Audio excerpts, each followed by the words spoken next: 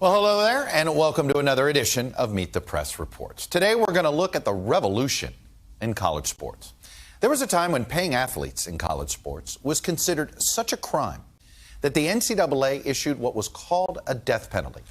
And they did it to SMU because they were paying their star football players. SMU football had to take a timeout from competing for an entire year. It set that program back decades. But those days are gone.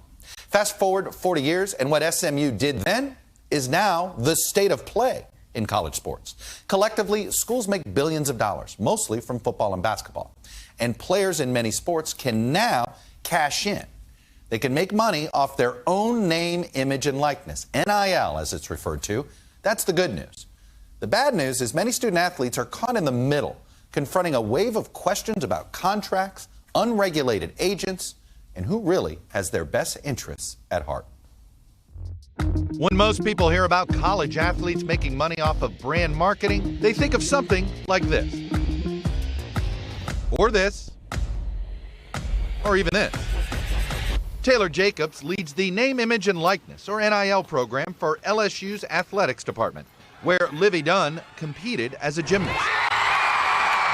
Livy Dunn is a great example. She was here at LSU before the laws passed, had a big social media following, was not able to capitalize on her NIL. Her and her family were really important in the conversations in the beginning, and they were really crucial in making sure we were ready. Some schools like LSU rushed into the NIL possibilities. You go back to July 1st of 2021, we ran a billboard in Times Square that basically said, we're NILSU and we're here to embrace this new NIL era. Do your thing, smile, be awesome as you are.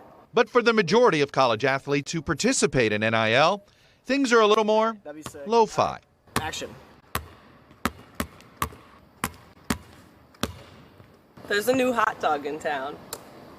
Faith Mazonius is a basketball player at the University of Maryland, where she's been one of the school's leaders in NIL deals. I think for me, financials is really important. Being in college right now, I 100% support myself. So having that NIL money and being able to use it to save for down the road to maybe buy a house, or, you know, I have a car that I was able to pay for because I financially saved the money I got in college. College sports is a massive business these days. The NCAA estimated that Division I college sports brought in $15.8 billion in revenue in 2019. Of that money, $2.9 billion was spent on student financial aid like scholarships. The rest went to paying the coaches, training facilities, and other expenses. In 2021, the Supreme Court struck down an NCAA rule, effectively allowing student athletes, like Faith, to make more money from just being an athlete, the same way a professional athlete can license his or her name, image, and likeness on clothes or video games or other sponsorship deals. Before that, student athletes could only receive benefits tied to education, like scholarships, tutors, and books. It's a huge shift in college sports. How do you think it would have changed your college life had you had these opportunities? We would have been able to afford food. We've been able to afford paying bills. Reggie Bush was a star running back at USC from 2003 to 2005. He's the before in the before and after story of NIL. The difference, obviously between then and now is we didn't have NIL, we didn't have the ability to make money off our name, image, and likeness, but someone did, and someone was making money, making lots of money, billions of dollars, millions of dollars. Who got all the money from the number 5 USC jerseys? Not you, right? Yeah. Not me, no. Not me. Back in 2005, Bush won the Heisman Trophy and helped lead the USC Trojans to a couple of national titles. But he wasn't allowed to make any money off of his college success until he started playing in the NFL. So after just 3 years of playing college football, Bush left school and turned pro. I have decided to forego my senior season and declare myself eligible for the 2006 NFL Draft. There was this narrative of you're supposed to be broke, you're supposed to be struggling, you're supposed to be in a dungeon till wee hours of the night, grinding, working on you should be thankful essays, for that scholarship. Midterm, you should be thankful for the scholarships. And also, it's a fair trade. Your education is a fair trade for, the scholarship. So, is it though? We now know that's not true. Right. After Bush joined the New Orleans Saints, the NCAA launched an investigation that found that a sports marketing company, hoping to sign Bush as a client once he turned pro, had provided him with benefits and paid for a 3,000 square foot home in San Diego for his parents to live in. Among those other benefits was a suit and a limousine ride to the ceremony, where Bush accepted his Heisman Trophy. The NCAA harshly punished USC, banning them from bowl games for 2 years, revoking scholarships, and retroactively forfeiting a year's worth of wins. Faced with the likelihood that he would be stripped of the Heisman Trophy, Reggie Bush voluntarily returned it. We didn't know any better. We just knew that we're here, we're playing college football, this is an opportunity of a lifetime, we're living out our dreams, but this is not the final stop for us. This is just a springboard to get us to the next level, to be able to make money and to be able to take care of our families and to play at the highest level. Today, the rules are very different. For college students like LSU gymnast Kaya Johnson, the doors to making money off of NIL have been blown wide open, even if the goal isn't to drive a limo to a fancy award ceremony. For me, my biggest financial goals are kind of just saving the money that I'm earning, because obviously I'm going to be on my own here pretty soon, which can be pretty scary to think about. For students who won't have a post-college career in professional sports, making money off of small influencer deals is a way to subsidize a lifestyle that's otherwise jammed with classes, workouts, and competitions. My family is super important to me, so helping them out with anything, if I do have any extra money that I'm getting from NIL. Kaya's experience, small deals, mostly around social media influencer campaigns, is common in college sports. According to Open Doors, a software tool that connects athletes and potential clients, about 80% of all NIL deals across the country include some form of social media activation. But the big money comes from private organizations called NIL collectives. Unlike the one-off social media deal that could bring in a few $100 for an athlete, collectives offer massive amounts of money to help recruit players, with elite recruits often earning at least $100,000 a year. Jay Clark is LSU's gymnastics coach. A collective piece is something that I think everybody was a little fearful about. Because let's be honest, when this first started, name, image, and likeness, really, the idea of a collective really was not what I think was intended. Collectives are to schools what super PACs are to political campaigns. They are technically independent organizations designed to raise money from donors to support the school's recruiting efforts. They can't be involved in actual recruiting or transfer discussions, and the rules vary from state to state. Students are also compensated in perks, like housing, meals. Or in the case of the University of Utah Utes, 85 members of the football team received new Dodge Rams this year, each worth $61,000. But there's only so many dollars to go around, and schools wind up competing with collectives for fundraising. My concern about collectives is I don't know how sustainable it is long term. So you've got your fundraising arms and your foundations and your scholarship endowment initiatives and your facility needs and all these things competing for the same dollars. But most students aren't star gymnasts or elite quarterbacks. They're more like Faith Mazonius. My ideal NIL deal would be just with a company I use all the time, and hey, if they're offering money, I'll take it. Now let's remember, this is just about players, college athletes, being able to make money on the side. Right now, players get nothing, no share of money in the billions of dollars that college sports generates from TV and streaming rights. Right now, none of that TV goes to the players. Compare that to the NFL and the NBA, for instance, where the TV revenue, those big multi-billion-dollar deals with the networks, that revenue is split roughly evenly between the owners and the players. Revenue sharing is going to come to college sports. How it happens, right? Unionization, by conference, we don't know. But what happens to all of that TV money is going to be the next big battle. That said, we're still working out the rules of the road for NIL. So, who's going to write those rules of the road? Should it be the federal government? I sat down with the former Massachusetts governor and current president of the NCAA, Charlie Baker, who does want Congress to step in. And I began by asking him why. Well, I think the first thing is you now have over 30 states that have written their own rules around how NIL would work, which is not just a challenge for us in terms of creating a level playing field around how name, image, and likeness should work for student athletes and for schools, but it's also almost impossible for conferences to manage because most conferences involve multiple states. So the feds, we can put rules in place, and if everybody chooses to abide by them, that may in fact work. But it would certainly be simpler if the feds just said, we're going to have one set of rules around NIL. Well, what does that mean? Does it mean designation of these players as employees or not employees? No, what is it exactly? Okay, for me, what I would really like, right now there are no rules around how name, image, and likeness works. And for your audience, that's the opportunity for student athletes to benefit from their name, image, and likeness, and their, you know, their number of followers, their presence in their communities, and all the rest. And it's, my opinion, it is and can and should be a really good thing for student athletes. It's mostly about what I would describe as the top end of college sports. There's not a lot of name, image, and likeness going on in D2 and D3 and in parts of D1. But where it is going on, it's a positive development. But there's no uniform standard contract, which would exist if you were buying a house or buying a stock or anything else. The brokers and agents that operate in this space don't have to sign anything that says they work for the customer, which in this case would be the student athlete.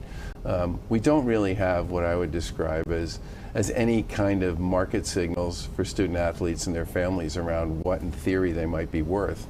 And so the traditional consumer protections that exist in almost every other financial walk of life in this country don't exist for student athletes and families in this space. And the other issue that seems to be out there is that some states have allowed public universities to work with these collectives, these boosters. Some states have tried to create some sort of distance. And frankly, schools aren't sure what the rules are because they're not sure what your rules are because of all of this. We've done the best we can to provide them with guidance, right? But the bottom line is the thing the NCAA... How quickly guidance turns into a compliance issue is what scares them. Well, but guidance is also guidance. It's like at 40,000 feet. What people want is something that looks more like a rule. And so my view is, I haven't been there for that long, but my view here is what we need to do is create rules around how we're going to protect student athletes, create rules around institutional involvement, which is the issue you just asked about there, and create some rules around recruiting. Because those are the things that are putting a lot of student athletes and families and schools in complicated positions. Is it your preference that the institutions be allowed to essentially sanction NIL groups? If we go down that road, then I want the collectives and those institutions to comply with Title IX, which means, you know, instead of spending 99% of their money on men and 1% of their money on women, they got to spend half of it on women. What is the line anymore between amateur athlete and professional athlete when you play for a university? Well, first of all, you're 99% of the student athletes who, 100% in the vast majority of schools are never playing. So point number one is they need to get an education, get a degree, and launch for their life, right? That's the point. And for most schools and most student athletes, and I say this as a former athlete from a family of former athletes, the lessons you learn playing sports, you can apply across the rest of your life. And it's an enrichment for all intents and purposes. And most schools lose money on sports. And what we're talking about here, I think, are what I think of as the 50 or 60 or 70 programs that are just dramatically different than all the rest, of which there are 1,000. This has been talked about a long time. Would your job be a lot easier? Could you make rules that applied to all of these institutions if you essentially said, all right, Power 5, or I guess now we're looking at a Power 4, you're over here, you're a league, maybe we even get an antitrust exemption and manage it over here, and we'll oversee the real amateur sports over here? I certainly believe that we should come up with some sort of a model in which we think differently about those schools than others. I mean, think about it this way. Those 50 or 60 schools, the smallest of them has like $100 million athletic budget, right? The vast majority. It's astonishing. But the vast And what is majority, the gap after that? Like, what, we go from 100 million to what? Like, 2/3 of the D1 schools are under 50, and the D2 and D3 schools, of which there are sort of, you know, of our 1,100 institutions, over 600 of them are D2 and D3, and they teach all the same lessons that the big boys and girls teach. And I would say that for them, you're talking athletic budgets that are 10, 12, 15 million, 5 million. I mean, it's a service they provide. And so for me, the way we should be thinking about this is, what are we going to do with the schools that represent the 100 million and up, and then how do we think about the rest? Is it as simple as peeling off a sport, football, or do you think it's more peeling off the schools? Well, keep in mind that football, for the most part, at those schools, pays for women's sports, Olympic sports, huge parts of the rest of their athletic programs, which I think everybody values and appreciates. I don't think it's an easy thing to solve, but I think it's absolutely a must solve. Well, let me ask the question this way then. Do you think those 50 schools should have more of a responsibility to work within a system that doesn't crush the others? I think the answer is you have to be willing. First of all, I've met with all 97 conferences since I started, and I only started in March. A lot of them said it's the first time they've ever seen or talked to the NCAA president. And one of the questions I asked everybody was, how should we be thinking about this question that you're raising? And most people don't know what the answer is. We need to figure that out. But they do agree that that group is operating on a different platform and in a different model than everybody else, and we need to figure that out. You were a governor for quite a bit of time. During a pandemic. A state legislature is difficult. University presidents. I've talked to university presidents who were governors, Mitch Daniels, who you know. Yeah, sure. And he will say it was tougher dealing with a faculty senate than the state senate. Give me a comparison between dealing with a legislature and dealing with university presidents. Well, the biggest difference is scale. I mean, I dealt with 200 legislators and 50 mayors and a few hundred city managers as governor, and a lot of advocates, okay?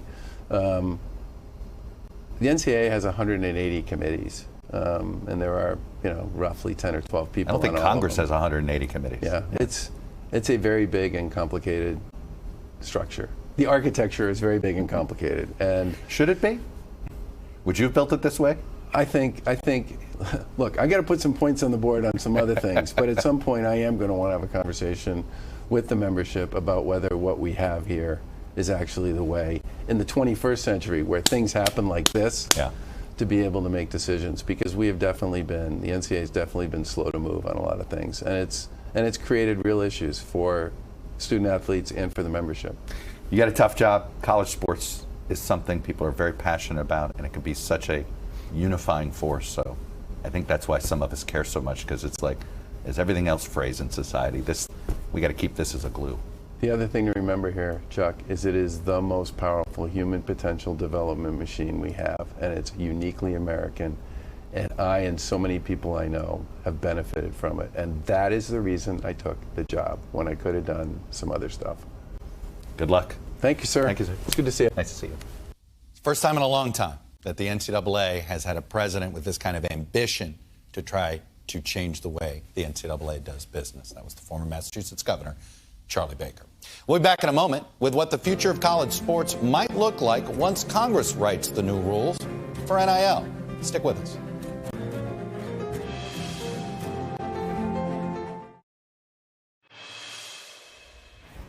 Welcome back. So you heard NCAA President Charlie Baker. He wants the federal government, Congress specifically, to write the rules of the road for NIL.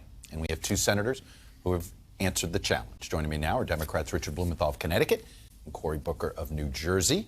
Senator Booker was a Division I football player at Stanford, a new ACC power these days. They've introduced a bill. You had to go there. I did. They've introduced a bill to create a national system that would allow athletes to have agents, create a medical trust fund for some athletes' expenses, and it would establish a college athletics corporation to set and enforce rules. We're going to get to the corporation forming in a minute. Gentlemen, welcome. Thank you. I know you guys have been working hard on this, but let me just start quickly to you and the experience, the importance of being a college athlete and how you're bringing that experience to this bill. Well, for me, I saw a system that I wouldn't be sitting here if it wasn't for Division I college football. It gave me opportunities that I never imagined I'd have. I say I got into Stanford because of a 4.0, 1,600, 4.0 yards per carry, 1,600 receiving yards my senior year at school. But when I got there, and especially in the subsequent years, I saw how profoundly unfair the NCAA system was. It wasn't athletic focused. So you'd have kids that would get a serious injury, and years out, they're still paying out of pocket for medical expenses of something they did, putting people in the seats. By the way, a lot of guys go to Stanford. They invent some great app. they're immediately allowed to make money as a sophomore or junior in college, right? Yeah. You, as a sophomore or junior in college, weren't allowed to make any money. No, and if they try to do something crazy like sell their jersey, which is going in the bookstore for more money than their parent might make in a day's labor, they suddenly get sidelined for that. All right, so Senator Blumenthal, explain Congress setting up a corporation, I guess, similar to Amtrak? That's another way that Congress has set up a corporation. Explain the necessity of this. Well, first, Chuck, thanks for having a great college athlete and me. I've been trying to buy Corey's college jersey for a long time. It's a high price on eBay. I can't afford it. But here's the story on what we're trying to do, and we're doing it in a bipartisan way. Senator Jerry Moran, who couldn't be with us today, is a partner in this effort, and the College Athletics Corporation would oversee a national standard for name, image, and likeness. National standards are important because right now we have a patchwork of different About 30 states, right, have passed 30 different laws, it seems like. And a national standard is important so that college athletes can make good choices about where they go to school when they are really stars, and so that we have national standards also for health, for educational opportunities. When a college athlete is injured, in a lot of places, he loses, or she, their scholarships. And the health trust fund that we want to establish also is important. What type of authority do you imagine this to have, Senator Booker, this corporation, where they'd set a salary cap? So the process that we've gone through, and I think it's really important what the senator said, we wanted to make it bipartisan. We have Jerry Moran working with us. We haven't put out legislation yet. We put out a discussion document to get the input of folks that often aren't at the table, not just all the schools and universities or the leagues, but also with the students themselves and student athletes representatives. And everybody, though, seemed to have this idea that you need to create that level playing field where you create that preemptive authority. Right. But this organization, as the senator put it, that we want it to be able to have the interests of everybody at the table, and so have what the NCAA doesn't have. It's a bunch of universities and colleges representatives. You don't have the athlete's voice there, and other specialists that are really important. And so on certain aspects of governance, we want them to supersede the state's legislation, as well as a lot of the things that the NCAA should be doing, but I don't think are doing. Who would be on this board? Who would be? How do you envision? Is this corporation? Would they take over where the NCAA once regulated? Well, as Senator Booker put it so well, we want really college athletes to be at the table, the university. How? They're not unionized. There's not a. I think that's coming, but we could get. I will sort of push that aside here. But how do you get the players represented before that? Well, they would be chosen. Obviously, we can't have too many of them because we want this College Athletics Corporation to be a working group that is enforcing the law. I think the key here is enforcement, because the NCAA can't really enforce rules. Right. It can't even make rules right now. And the rules that are made to apply nationally should be enforced by this group, and a broad cross-section of all the key actors, the people who have a stakeholders in this kind of enterprise ought to be there. And remember, as you put it so well at the very beginning, we're talking here about a $16 billion industry, which is immensely powerful. In some parts of the country, it is really probably the economic driver in local communities. You know, it's interesting here, Senator Booker. We're focused on this issue right now with NIL. And yet we're all watching the coming apart of college sports in other ways with the conference realignment. I joked about Stanford being this new ACC power. And they're generating, this is all about money over here. So while we're in the middle of, it feels, I almost worry that we're like solving a problem over here while 10 more are being created over there. Well, that's why we're looking at this, a lot of other issues involving this. As the senator said, the health, the education, the safety standards, creating enforceable standards. There's no enforceable concussion protocols, sexual assault rules. So you would like to see this corporation include all of that? Look, I think college football and college sports in general is in crisis right now. We all see it.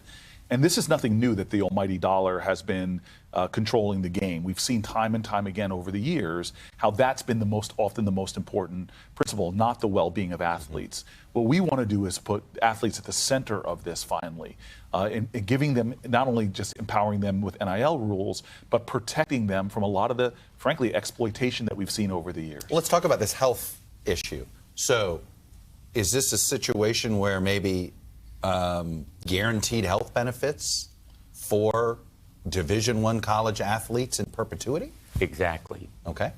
Certain kinds of rights to health benefits ought to be guaranteed after an athlete finishes college. Why? Well, you know, a lot of the injuries, for example, traumatic brain injury, occur but are invisible while that student is in school. It may be visible only 5 years later. Right. So the out-of-pocket expenses may be very, very substantial, not to mention the insurance parts of it. And likewise, scholarships. College athletes injured, has to take a year out. The scholarship ought to apply after a specific 4-year period. So we're talking here about more than name, image, and likeness. Well, I want to get to something also that Charlie Baker said, hey, I think I want these NIL collectives to have to abide by Title IX. Would this corporation force a Title IX compliance, meaning 50-50 of NIL collective money, LSU or University of Miami, has to go to women, 50% to men. Very, very important to me because UConn women's basketball. Huskies women, That's right. They're the stars in our state, Right. and rightly. They are really not only great athletes, but they're also great role models. And they have brought an interest in college athletics that is just incredible. You know, people who otherwise would take no interest in what's happening on a basketball court are rooting for the UConn Huskies because they're great people as well as great athletes. Let me ask you, since you are a Stanford alum. And has a great Stanford women's basketball team, too. I don't want to let the Huskies No, as you should. Again, I look forward to them competing with the University of Miami for the ACC title in those cross-country battles that they take place. Wow. Should Congress get involved in this conference realignment business? Look, right now, I say no. It's very frustrating to me to see what's happening. But in the same way, as a football player, we know the story of Teddy Roosevelt saving college football. We have a role to play to protect folks because as the extraordinary leader, I think Governor Baker's extraordinary leader, has said quite clearly that we give them antitrust exemptions. And we have an authority and a role to play. And so this is what's frustrating to me, is there are things going on that everybody knows is wrong. Should one university, because they have more money, be able to create an inducement for someone to come play at the team? That, to me, is destroying the level playing field that we always think about college football or basketball. We don't know. I joke about the salary cap, but I'm serious. Like, we know SEC schools have a bigger budget than Big 12 schools. Listen, I was smart when I started this journey with such a great senior senator. I don't know if he had the same experience. When I started calling around and talking to big-time college football and basketball coaches, but when I talked to the athletic director, they'd often say, God, I really wish you could stop some of this stuff that we're doing to see the salaries that are going crazy for coaches. It's like all of these resources. In many states, the most highly paid public employee. It's not the researcher. It's the college or basketball coach. So what is the controlling force here, and who's at the center of it? The well-being, the education, the health of our athletes, or is it the larger sort of money issues that are controlling our sports? Senator Blumenthal, let me make it very parochial for you. UConn could get left out of the conference realignment shuffle here. You talked about the importance of UConn basketball. Where the football is driving so many financial decisions with this conference. Here's a tremendous program in basketball, men's and women's, and they've been kind of nomads. You've been having a conference shop. I think that UConn is going to have to be as scrappy in terms of the conference fight as it is on the basketball. But you don't think they're going to come to you and say, hey, Senator, help us out here. Get the government involved. This is ridiculous. I think that our coaches and our university presidents and athletic directors are going to want to really work it out for themselves. I think there are limits to what Congress can and should do in this area. But I think really what's most important is keep our eye on the ball. What's best for the athletes? And it isn't just more dollars in their pockets. It's also educational outcomes, health outcomes. We're talking here about students who at the end of the day, are going to have careers, they're going to have lives that are separate and apart from athletics, because most of them are not going to make it in the pro. We've all seen that NCAA PSA. And 99% of athletes go on to do something else. Right, but I just want to add this, and this is the wisdom of my senior senator when we started this. Whatever we do is going to have to be bipartisan and have to be able to get 60 votes in the United States Senate. So we're not going to be able to solve every problem.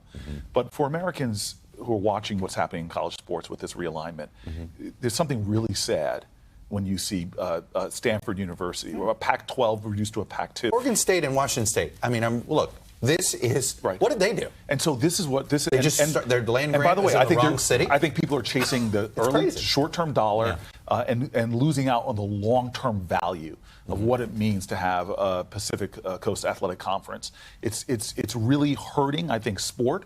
But again, this is what we've been saying from the beginning of this. Think about the athlete. When I had to travel to play Notre Dame, it was one of the roughest weekends because we'd have a pretty far trip to travel for that one game. Most of my games were as far as we go Colorado, maybe Arizona. Now these young folks, what is their quality of education going to be like? Basketball players, especially, who are playing so many games, crisscrossing this country. Are we really putting their experience, their education, their well-being at the center of this? So they're taking a lot away from these brands that were built up for I grew up listening and learning about some of the great UCLA coaches of the past and the lore and the like. All of that was destroyed. Why? Because for the next season or next few years, we're chasing after this dollar and not protecting what's important. I'm sorry that this is allowed. I'm sorry the NCAA allowed this to happen, and I'm sorry that we're seeing this realignment. Senator, do you think not only is it inevitable that college athletes end up organizing and creating a players' association, do you think it's necessary? I think that what we're trying to do is very consistent with the idea that maybe at some point they would have collective bargaining rights, but what we're trying to do is provide the benefits that they would have if they were doing it right now at the table. In other words, they shouldn't have to wait for collective bargaining rights to have, in a sense, a Bill of Rights. When we started and you're hoping to get player treatment here, things that he's talking about in this bill. Exactly right. Things in this bill that, in effect, are a kind of Bill of Rights. We're not calling it that because it's not a full but certain Bill of set of rights, that a minimum set of rights that players get. Exactly. And I want every college athlete to have the opportunity to be a Cory Booker, a Rhodes Scholar, a Yale Law School graduate who has gone on to an extraordinary life of public service. Would you be organizing if you were a player right now?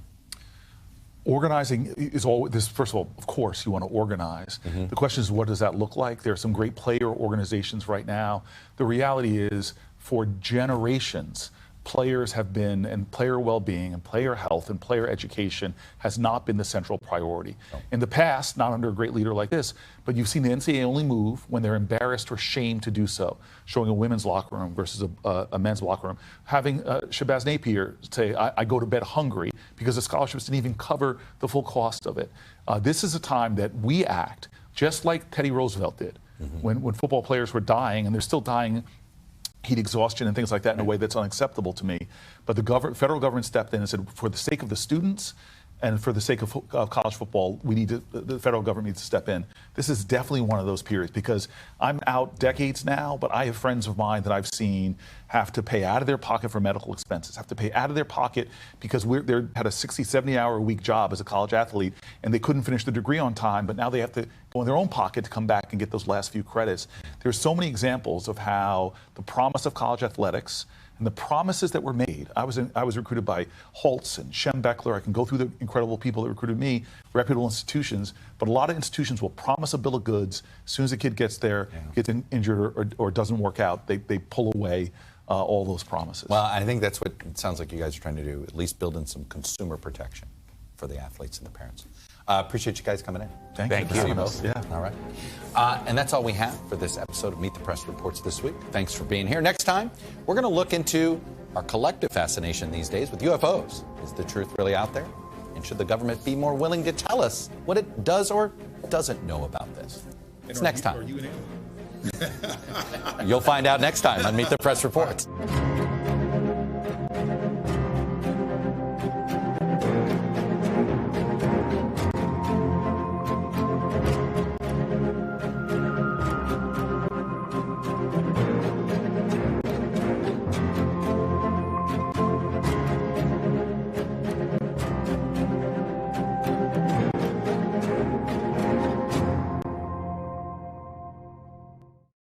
Thanks for watching. Stay updated about breaking news and top stories on the NBC News app or follow us on social media.